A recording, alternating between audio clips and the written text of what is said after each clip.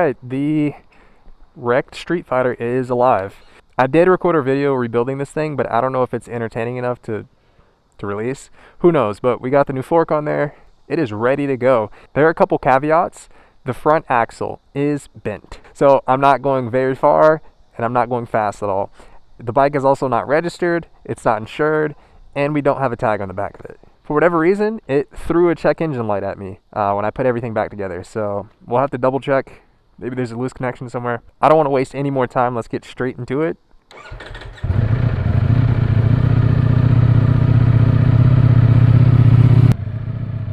Now, a couple things to talk about. First of all, check engine light, right? Not good. The bike, for whatever reason, shut off on me twice. Now, one of the times it wasn't running. The other time, the engine was on and it just shut off.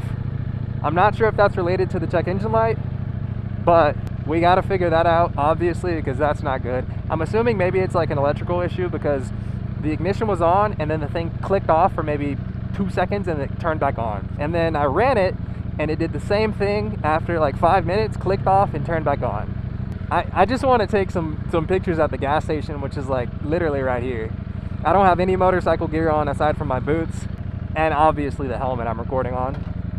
First impressions, this thing doesn't like to go slow. This thing really doesn't like to go slow.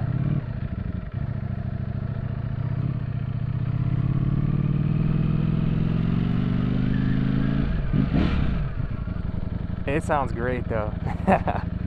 See, the part that sucks about Ducatis is that there's no fuel gauge, and I didn't know that. I want to walk this thing over here because it would look better in an Instagram picture. This front triple tree is actually from a Panigale, which is why you see these cutouts right here. This is not normally on the Streetfighters, but everything is from a Panigale, even the forks, directly from a Panigale. I got this carbon fiber front mudguard, or front fender, and everything fit. Everything worked, except the front axle, which is still bent. And there was one other thing wrong. Oh, the upper triple clamp was bent.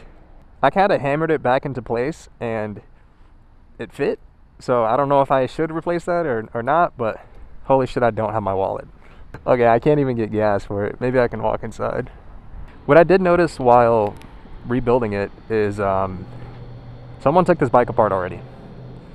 100%, most of these bolts up front were just hand tight. Someone took this thing apart. I'm not sure if it was like the shop that did the insurance adjustment or not, but someone worked on this bike before. You gotta upload it to Instagram now. Damn, that sucks. I don't have my wallet. Anyway, so I do have a new taillight coming in. This is some aftermarket Chinese taillight, and it doesn't look great. So I have an OEM taillight coming in. Everything on this bike is OEM. I bought straight from Ducati. These side fairings were messed up. This side fairing, everything's OEM. It is as good as new. But I do have to figure out why it likes to turn off. So I'm thinking maybe it's a battery issue. Alright, well, I can't get gas because I don't have my wallet and I don't want to walk in, so I'm just going to go back. I guess that was a waste of time. Here, the check engine light actually isn't on right now. I'm not sure if that's because the bike isn't on or not, but let's find out.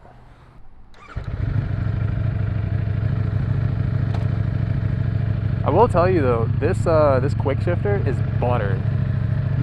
Like actual butter.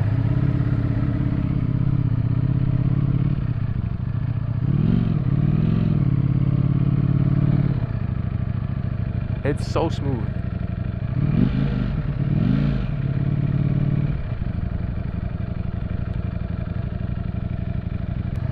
Initial impressions, this thing is hot.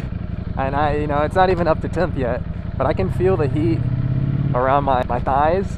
Like, you can feel this thing is a really hot bike. Also, like, it doesn't like going slow. Like, this whole under like 15 mile an hour, it just doesn't like that.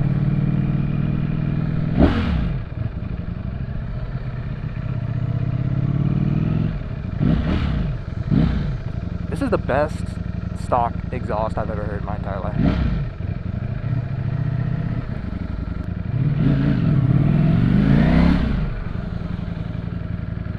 Okay, oh, I just found another problem. It feels like one of the brake rotors is warped. Probably that one. Here, let me hop off for a second. The bike went down on its left side. Yeah, everything on that side, little messed up, little bent, everything. So maybe it's this brake rotor that's warped, but I'll add that to the list of things to replace. I think this bike is worth exactly what I paid for it and paid to rebuild. It's like $13,000 with an accident. It's got a clean title, surprisingly, but with a clean title and an accident, it's probably like $13,000, $13,000 or $14,000. The ones without accidents in my area, I've been seeing like $18,000, $19,000. This is a 2022, and it's only got 4,000 miles on it. But again, the accident lowers the value. Yeah, I don't know. This is just first impressions. I didn't really get to ride it, obviously, but there are a handful of problems to iron out before we actually get to ride it, including insurance, which is not cheap. Anyway, let me know if you want to see the video of me rebuilding this thing. I don't think it's entertaining, but someone might enjoy it. Who knows? What's crazy, bro, is that's like 7,000 RPM. The thing goes up to 14,000 RPM. This bike is really intimidating, man. Coming from an MT-07, bro. this thing is fucking crazy. I have an MT-07 and a Grom. This is a completely different experience.